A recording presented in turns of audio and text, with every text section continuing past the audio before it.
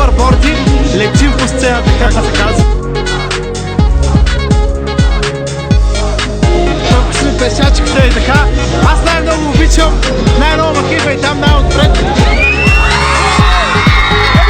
Отпред е най-яко. Като сме тук отпред, може малко да с тях контакта е по-близък и качеството е по-добре.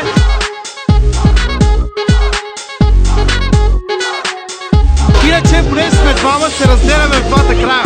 Ето и си отида там.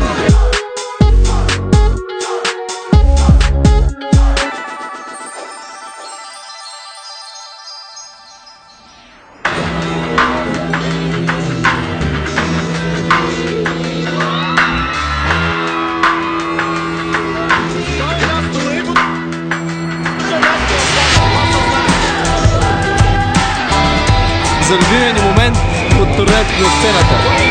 Това е на тебе, кой ти любимия момент? Моя е саундчека. Шива се реви. Едно от най-яките неща, които си се получават на сцената, на 24/7 избираме се на един от трите припева да си изтанцуваме хореографията, имаме хореография. И когато почнем да танцуваме, хората почнат да викат. Аз много се надъхвам, почвам да правя много някакви движения.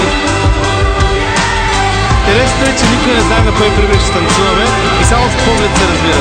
Разбира се, преди почваме и направо почваме. Че много яко става, когато почнем да танцуваме, хората така се подигат. И вече на втората песен, като викне вашата ивенци, става лудница, така че там, това е другия любим момент. там последните припеви са пръсканици.